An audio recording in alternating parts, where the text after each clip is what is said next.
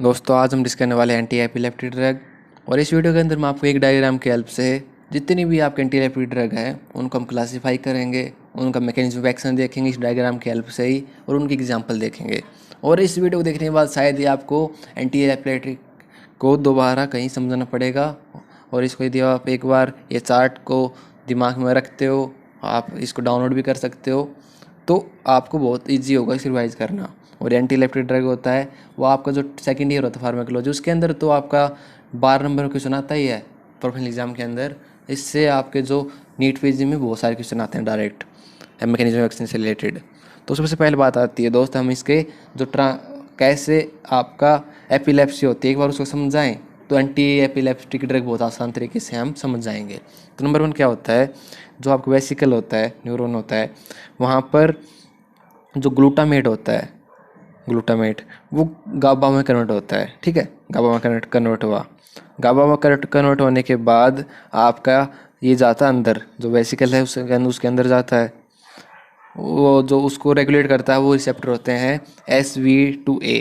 ठीक है, क्योंकि जितने भी हम रिसेप्टर हुए, जो एंजाइम में जो रोल हो रहे हैं उनको रोल आता है, उनको इनहिबिट कर देंगे तो वो एंटी इलेप्टिक ड्रग के अंदर कैटेगरी में आ जाएगा। तो सेकंड ये बात हुई। उसके बाद ये वेसिकल जाते हैं आपके इधर और आपका रिलीज हो जाते हैं जो न्यूरॉन और जो आपका नेक्स्ट न्यूरॉन है उसके बीच में।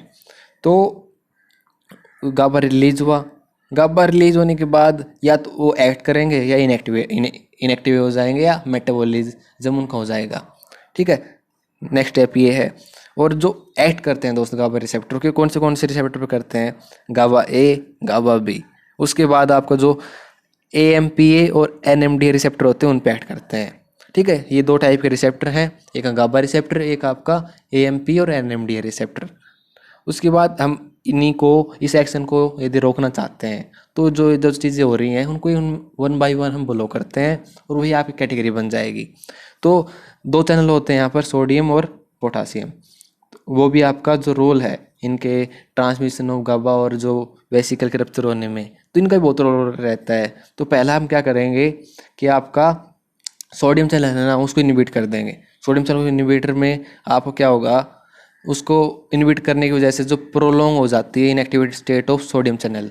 ठीक है, ऐसे यही कैटेगरी बोली जाती है आपका, हम आप पढ़ोगे किसी बुक से तो उसके अंदर कैटेगरी आएगी नंबर 1 की those prolong inactivated state of sodium channel. वो ऐसे ही आपके होते हैं। उनके एग्जाम्पल कौन से होते हैं दोस्त, phenytoin, carbamazepine, valproate, lamotrigine, topiramate, lacosamide and rufinamide. हम इसको समझेंगे कि आपस में आपको कैलकुलेट कैसे करना है। इसे सबसे ज़्यादा एग्जाम्पल इसी के थे जो सोडियम चैनल पे एक्ट करते थे, क्योंकि जो वालप्रेट है वो यहाँ पर भी आएगा, बाकी जगह भी आएगा।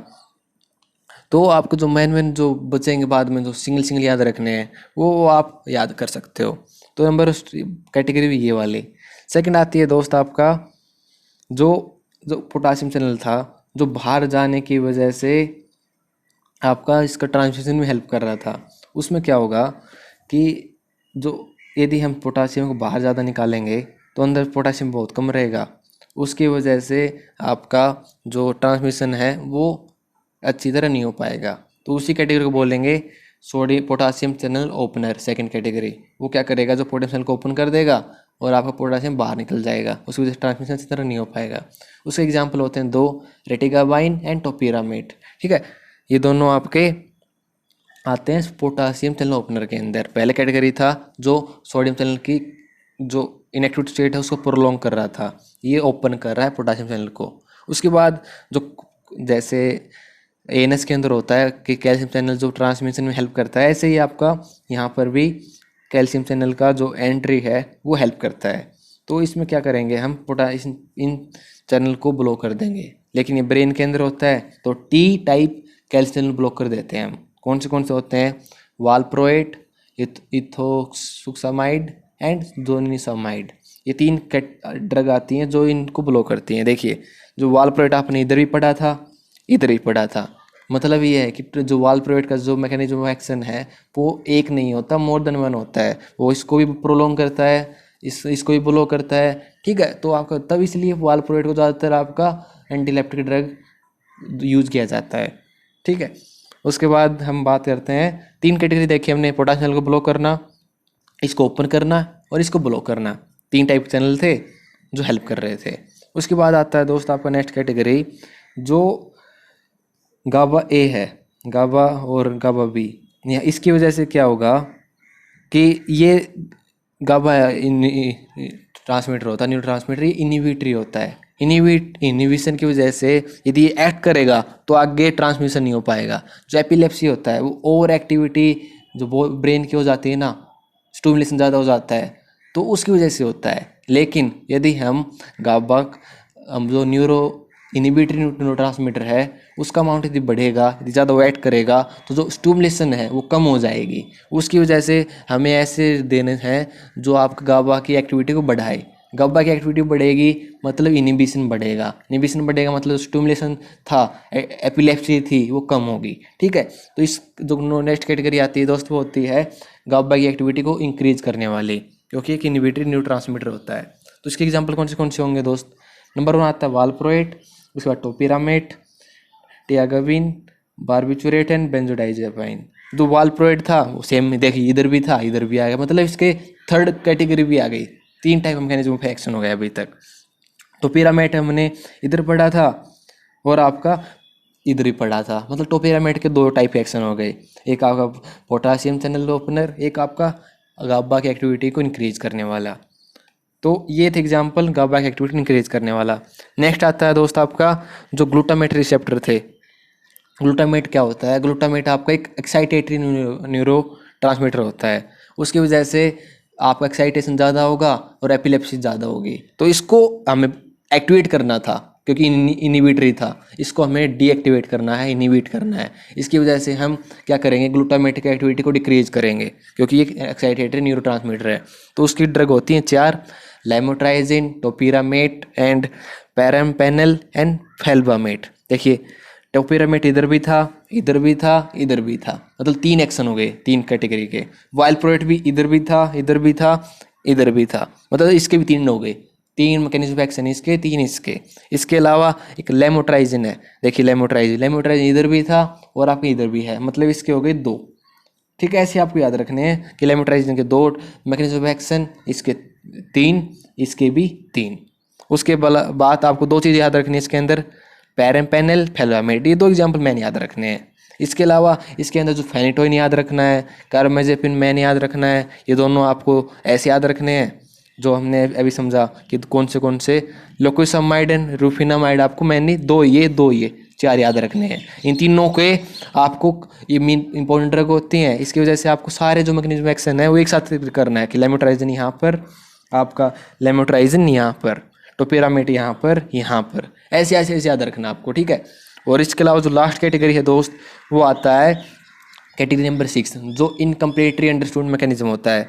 ये क्या होता है? देखिए जो मैंने बताया था ना, SV2A जो ये होता है रिसेप्टर, इस पे एक्ट करेंगे। उसके अंदर कौन सी ड्रग आती है, एक लेविट्राइसेसिटम होता है, वो आपका इस पे एक्ट करती है और आपका जो फर्दर ट्रांसमिशन नहीं होने देती है।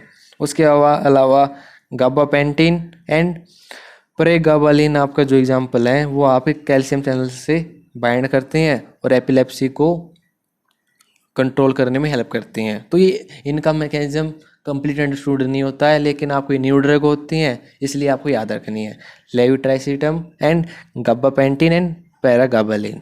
ये एग्जाम्पल हुआ लास्ट कैटेगरी का जो आपके एपिलेप्सी को कंट्रोल करते हैं। तो दोस्त होप कि इससे आपको अच्छा समझ में आ गया होगा। फिर से एक बार क्विक रिवाइज करवा देता हूँ। नंबर 1 कैटेगरी जो सोडियम चैनल को डीएक्टिवेट कर रहे थे, इनएक्टिवेट कर रहे थे, नंबर 1, 4-5 ड्रग है। सेकंड आपका पोटासियम चैनल को ओपन कर रहे थे। तीसरा आपका कैल्शियम चैनल को ब्लॉक कर रहे थे। ये 2 ब्लॉक कर रहे हैं, ये ओपन कर रहा है, बस ये याद रखना है, बाकी ब्लॉक हैं। उसके अलावा ये आपका इनिबिटरी ट्रांसमीटर है, ये एक्साइटेटरी है, ग्लूटामेट एक्साइटेटरी इनिबिटरी। तो इनिबिटरी को बढ़ाना है, एक्साइटेटरी को कम करना है, तो इसकी एक्टिविटी को इंक्रीज करना है, इसकी एक्टिविटी को डिक्रीज करना है। इसके एग्जाम्पल ये हैं बारबिचुरेट, बेंजोडाइजिपिन, टाइगाबिन, टोपिरामेट, वालप्रोएट। और इस एग्जाम्पल है आपके लेमोट्राइजिन, टोपिरामेट, पैराम्पिनल, फेलोमेट। ठीक है, और लास्ट कैटेगरी थी जो इनका मैकेनिज्म अंडरस्टूड इतना नहीं है, लेकिन वो न्यूली ड्रग है इसलिए उनका यूज़ अभी हो रहा है, ज़्यादा होता है कंपेयर टू इनसे वो आपकी दो आते हैं। तो होप कि इस चार्ट से आपको बहुत आसान तरीके से समझ में आ गया होगा एंटी एपिलेप्टिक ड्रग। इस चार्ट को आप टेलीग्राम चैनल से डाउनलोड कर सकते हैं, वहाँ पर डाल दूंगा मैं, और उसकी लिंक मैं डिस्क्रिप्शन में डाल दूंगा। आप वहाँ से जाके इस चार्ट को डाउनलोड कर सकते हो, जिससे आपको इसको याद करना, रिवाइज करना बहुत आसान होगा। तो यदि इस वीडियो से आपको फ़ायदा हुआ दोस्त, तो चैनल को सब्सक्राइब जरूर कीजिएगा, वीडियो भी लाइक करना बिल्कुल ना भूलें। तो मिलते हैं नेक्स्ट वीडियो के अंदर, तब तक बाय।